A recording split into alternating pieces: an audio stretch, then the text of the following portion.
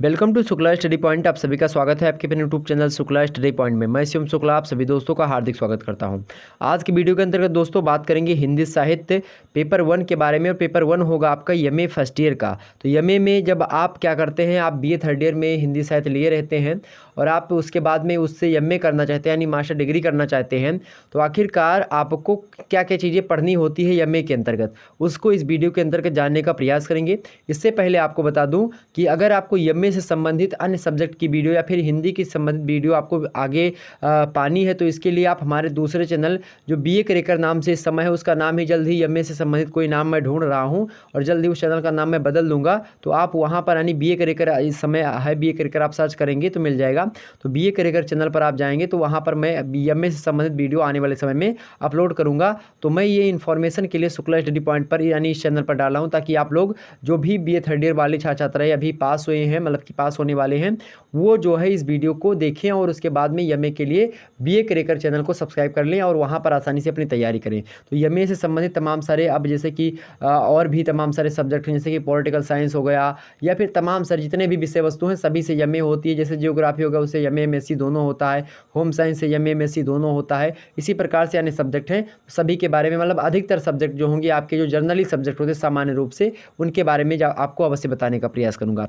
तो बात करते हैं इसी परिप्रेक्ष्य में हिंदी साहित्य के बारे में। तो हिंदी साहित्य जैसा कि आपको पता होगा एमए में जब आप प्रवेश करते हैं तो एक विषय के कितने पेपर आपके लगभग होंगे, तो 5 पेपर होते हैं, जिनमें से हिंदी की बात की जाए तो हिंदी में 5 पेपर हैं और पाँचों पेपर के अलग अलग नाम होते हैं। तो इसी श्रृंखला में पेपर 1 के सिलेबस के बारे में आज की वीडियो के अंदर चर्चा कर रहे हैं हम शुक्ला स्टडी पॉइंट पे। आने वाला जो सिलेबस अन्य होंगे यानी पेपर 2, 3, 4, 5 इन सभी के सिलेबस आपके बीए क्रैकर यूट्यूब चैनल पर अपलोड होंगे, तो वहाँ पर आप लोग जरूर देख लीजिएगा, ठीक है।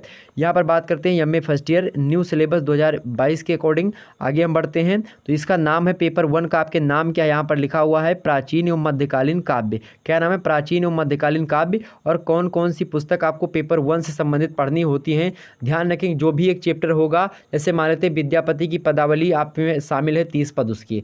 अब आपको उसके लिए जो 30 पद है उसके लिए आपको क्या करना है, उसके लिए पर्सनली यानी प्रॉपर तरीके से किताब चलती है जिसका नाम है विद्यापति वैभव। और उस विद्यापति वैभव में आपकी जो 30 पदावली हैं जो कि विद्यापति के द्वारा लिखित हैं वह आपको मिल जाएगी। इसके संपादक हैं प्रोफेसर राम जो है सज्जन पांडे जी हैं, जो कि आचार्य रहे हैं हिंदी विभाग महर्षि दयानंद जो है के, ठीक है। तो कहीं ना कहीं पे इस प्रकार से हम देखने का प्रयास करेंगे। तो कहीं ना कहीं पे आपको कौन कौन सी पुस्तक पढ़नी पड़ेगी पेपर 1 में, पेपर 2 में, पेपर 3 में, पेपर 4 में, पेपर 5 में, इसी प्रकार से जो है अन्य सब्जेक्ट में भी, तो उसको हम बताने का प्रयास करेंगे। वैसे पेपर 2 का नाम जान लीजिए क्या होगा, इस प्रकार से थंबनेल आएगा। पेपर 2 का आपके नाम होगा आधुनिक गद्य। पेपर बात की जाए 3 का क्या नाम होगा आपके, तो काव्य शास्त्र और साहित्य आलोचन पेपर 3 का नाम होगा आपके। पेपर 4 का आपके नाम है हिंदी साहित्य का इतिहास, जो कि आप पहले से पढ़ते आ रहे हैं, इसमें कोई दिक्कत नहीं होगी। और हिंदी साहित्य में के जो 5वां पेपर उसमें आप भारतीय साहित्य के बारे में पढ़ेंगे, अर्थात भारत में बात की जाए भारत के अंदर, भारत की सीमा के अंतर्गत कौन कौन से साहित्य चलते हैं, मतलब किस किस भाषा के साहित्य चलते हैं, इसमें सभी भाषाओं के साहित्य के बारे में हमको देखना पड़ता है जो कि भारतीय मूल रूप से होती हैं, ठीक। अब उसमें हम समझेंगे जब हम एक एक अलग अलग तरीके से पढ़ेंगे।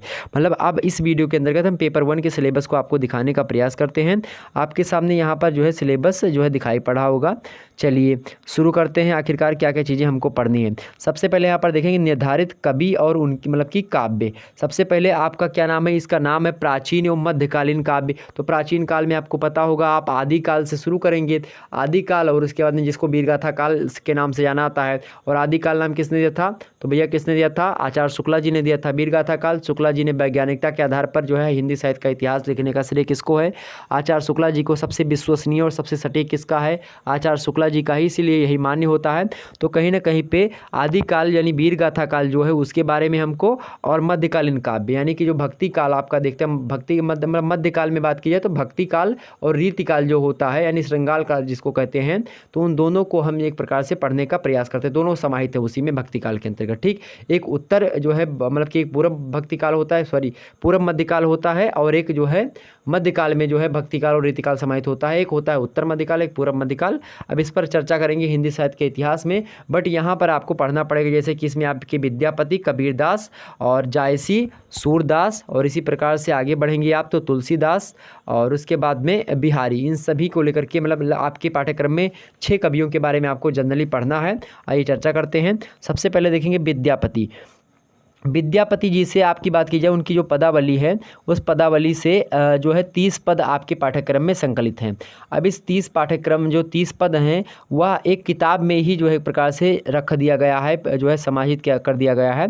उस किताब का नाम है विद्यापति वैभव, जो कि एक प्रकार से पाठ्य पुस्तक है आपके अकॉर्डिंग। यानी 30 पद को अगर आपको पढ़ना तो ये 30 पद आपको विद्यापति वैभव नामक पुस्तक में मिल जाएंगे। संपादक आपके हैं प्रोफेसर राम सजन पांडे, आचार्य हिंदी विभाग, महर्षि दयानंद मतलब विश्वविद्यालय रोहतक। ठीक, तो ये जो है एक प्रकार से ये इनके द्वारा जो है संपादित यह पुस्तक है, कौन? विद्यापति वैभव। ठीक, तो यहाँ पर आपको ये चीज़ें कंप्लीट हो गई। तो इसको आपको यह पुस्तक अगर नहीं तो ये पुस्तक खरीद लीजिएगा, आपको आसानी से हो जाएगा।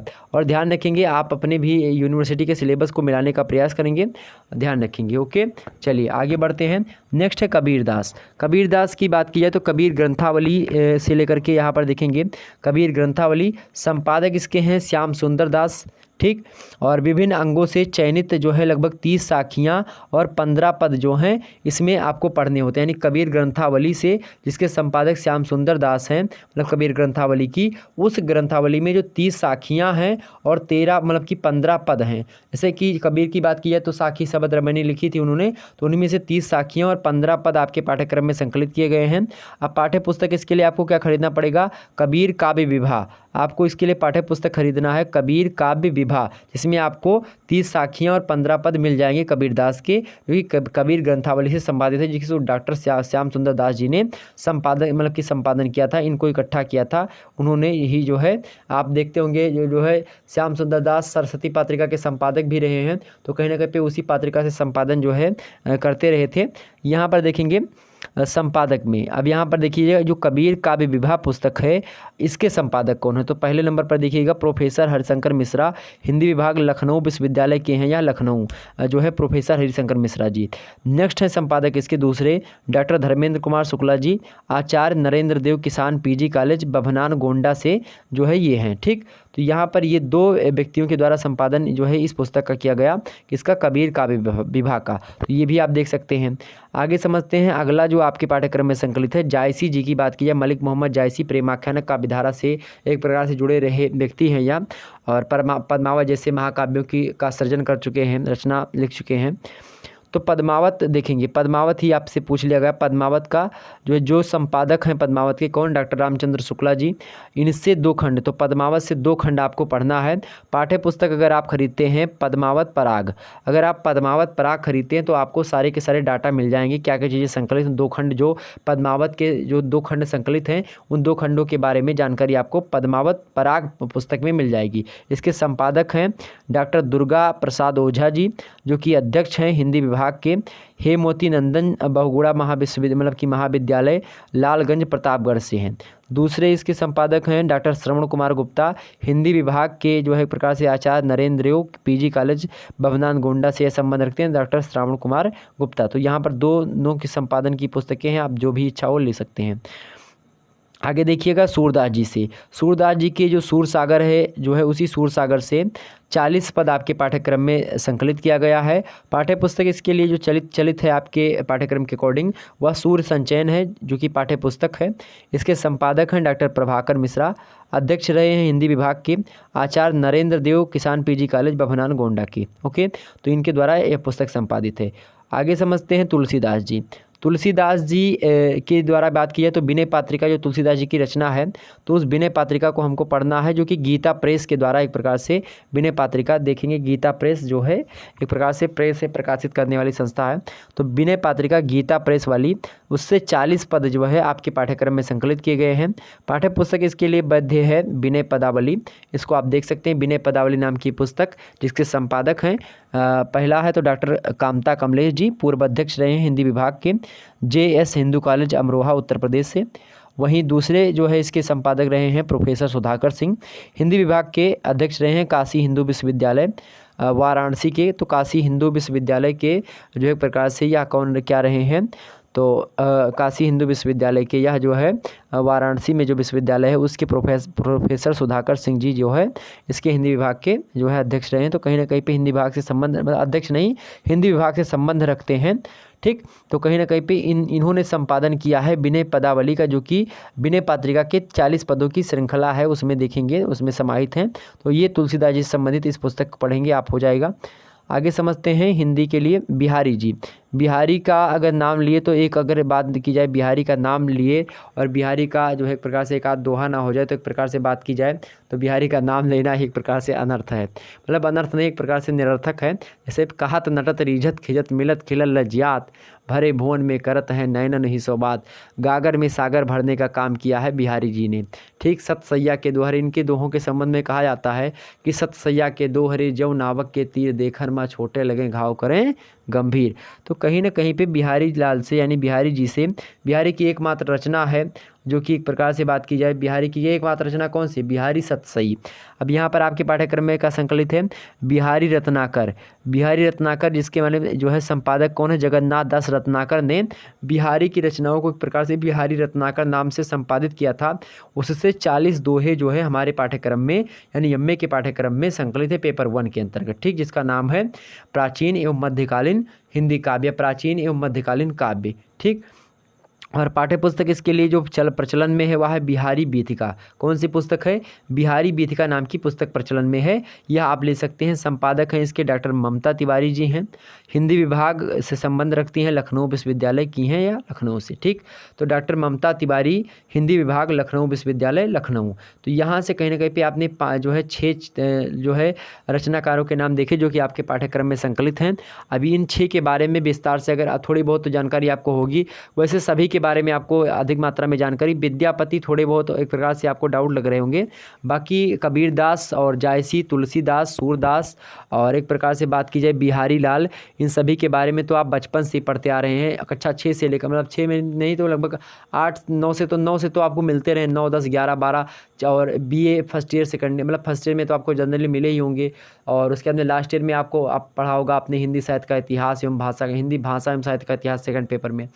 तो ये सारी चीज़ें आप देख सकते हैं, बड़े आसानी से सारे मुद्दे क्लियर हो जाएंगे, कोई कठिन नहीं। जैसे आप बीए में पढ़ते थे वही एमए है, बस इसमें होता क्या है, इसमें आपको थोड़ा जो चीज़ें आप वहाँ पर जो है रेयर केसों में पढ़ लेते थे ऊपर ऊपर, वही इसको डीपली में पढ़ना पड़ेगा।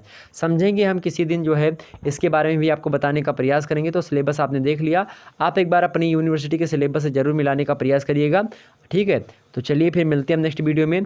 और बीए करेकर यूट्यूब चैनल पर अन्य सब्जेक्ट की जो मतलब कि एमए संबंधित सिलेबस होंगे उसको आपको दिखाने का प्रयास करूंगा, उसको बताने का प्रयास करूंगा। तो बीए करेकर यूट्यूब चैनल अभी आप सब्सक्राइब कर लीजिए, वहाँ पर मैं एमए से संबंधित मतलब पीजी वाला जो कोर्सेस होंगे वहाँ पर करवाऊँगा, ताकि मतलब कि मिक्स ना हो बीए का शुक्ला स्टडी पॉइंट पर और उसका जो है आपका उस बीए करेकर पर जो है एमए के संबंधित। अब उसका नाम चेंज करेंगे, हो सकता है एमए करेकर कर दें, लेकिन देखिए अब क्या करते हैं उस पर, मतलब अभी जो है सोचूंगा क्या नाम एग्जैक्ट उस पर मैच करता है उसको करेंगे। ठीक, तो यहाँ पर आपने देखा कि पेपर 1 से संबंधित हमने क्या क्या मुद्दे समझे। अगर इसी प्रकार से आपको अन्य वीडियोस देखनी तो अभी चैनल को सब्सक्राइब जरूर कर लीजिएगा। शुक्ला स्टडी पॉइंट पर अगर आपके छोटे भाई बहन बीए की संबंधित तैयारी करते हैं तो आप आसानी से बीए से संबंधित समस्त जो है विषय की, समस्त क्या अधिक से अधिक विषय की तैयारी आप कर सकते हैं, जिसमें geography, economics, political science, Hindi साहित्य, संस्कृत साहित्य, इंग्लिश लिटरेचर, साइकोलॉजी और मिलिट्री साइंस और फिलोसॉफी, या इसी प्रकार से जियोग्राफी या फिर तमाम सारे अन्य सब्जेक्ट होते हैं, उन सभी से संबंधित वीडियो आपके चैनल पर उपलब्ध करवाई जाती है। और हिस्ट्री वगैरह हो गई आपकी। ठीक, तो सब मतलब जिसमें प्राचीन हिस्ट्री और मध्यकालीन हिस्ट्री मतलब कि मेडिवल हिस्ट्री और एंसेस्ट हिस्ट्री सभी को पढ़ाया जाता है, तो आप आसानी से तैयारी कर सकते हैं चैनल से जुड़ करके। तो चलिए फिर मिलते हैं इसी प्रकार से पेपर 2 के सिलेबस के साथ, जिसका नाम है आपके आधुनिक गद्य। आधुनिक गद्य के पेपर मतलब कि पेपर 2 के बारे में हम चर्चा करेंगे। ठीक है, नेक्स्ट वीडियो में। तो पुस्तकें इसमें पता चलेगी कौन कौन सी पुस्तक आपको पढ़नी है। तो चलिए फिर मिलते हैं नेक्स्ट वीडियो में, तब तक के लिए जय हिंद, जय भारत। आप सभी का बहुत बहुत धन्यवाद, जुड़े रहने के लिए। Thanks for watching this video.